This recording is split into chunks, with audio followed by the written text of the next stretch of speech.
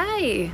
So, welcome to our virtual show. We're going to do a studio tour here at the StarKeeper Gallery, which is located, of course, at the Chicken Farm Arts Center.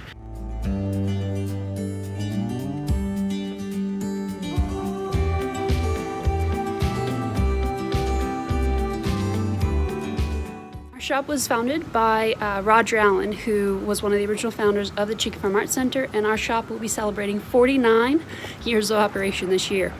Let's go take a look.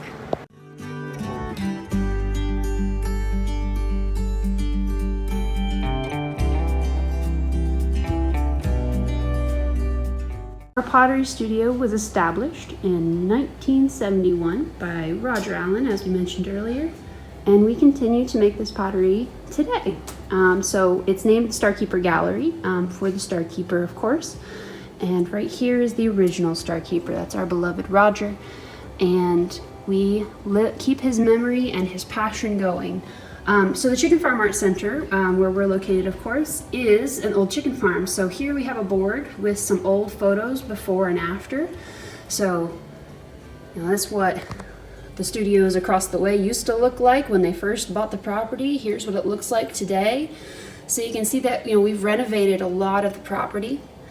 My favorite is the front. This is the front, the original front of the art center. And these are what it looks like now. We've got that colored pencil fence, and it's super cool.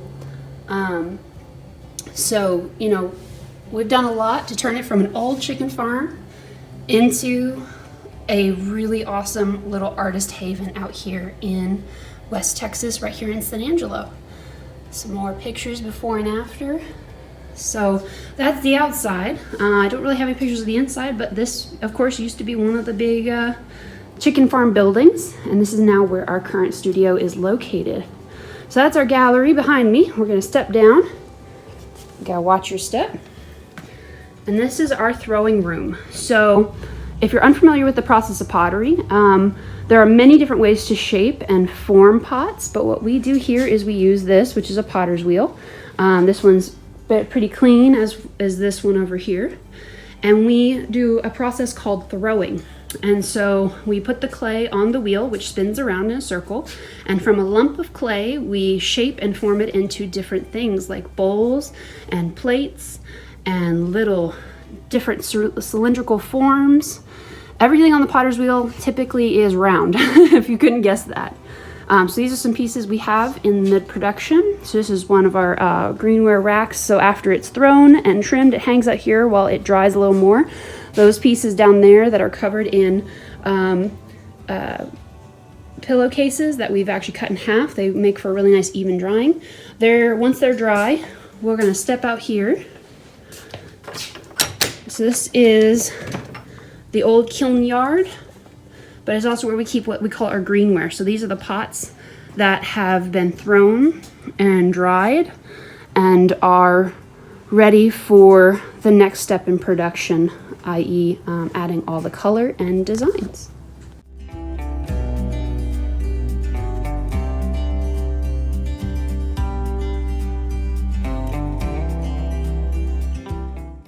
So after we get the greenware, what we do is we bring it back here to the spray booth, and this would normally turn on.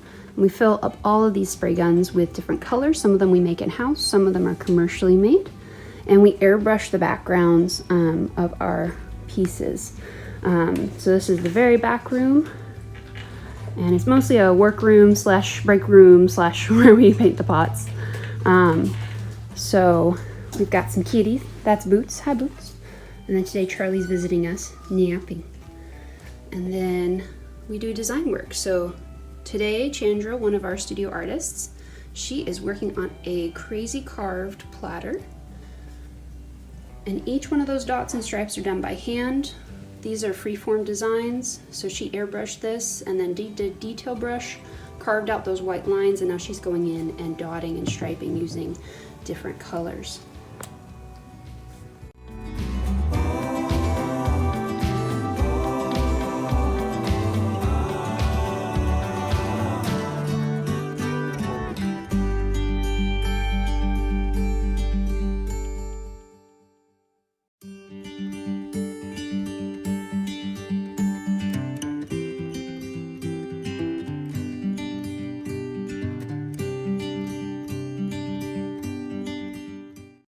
So out the back door, we have our kilns. So we have 3 electric kilns.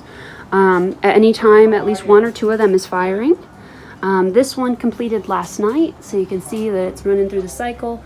Fired to 1900, and right now it's at 570 some odd degrees, so it's still too hot to open up. I can still feel the heat. Matter of fact, if I just put my hand on here, it's just cool enough for me to hold my hand on it, but warm enough that my fingertips start getting a little bit hot. So once this cools down, we'll pop this lid open. What's in here is what's called a bisque firing, and that's at first firing. So this is what sets all the colors on our pots. So all those pieces like Chandra's painting and the ones that I'm working on right now, the colors will brighten a little bit. They're very pastel at the point that we're working on them now, but they'll brighten a little bit. The clay turns from just dry mud into stone, and we're able to put the clear glaze on it. And this is the view from our kiln porch, so one of my favorites.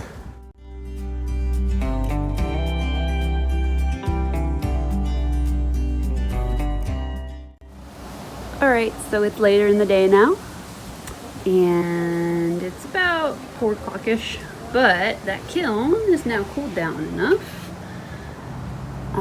We are down to 160, which means we get to open this. So when our kiln cools down enough,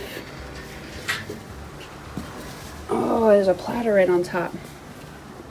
So this is what the inside of the kiln looks like. So this platter's here, and you can kind of, oh, pardon my finger, kind of see down there all the shelves. So we've set up the shelves, and those are more pieces that have been bisque fired. So we're going to unload this, and then these pieces will get glazed and fired a second time. So this is the first time for bisqueware, and then the second time is for glazeware, which turns them shiny and food safe and gives them that wonderful luster on the surface and really brightens up all those colors, because this one, the colors will change one more time. This is going to be like a purple in the middle to red. There's going to be a bright orange ring around here, chartreuse or like a yellowy tone, and then this outer edge is going to be a really vibrant turquoise.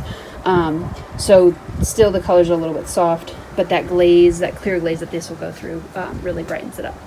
So we'll start unloading that and go from there.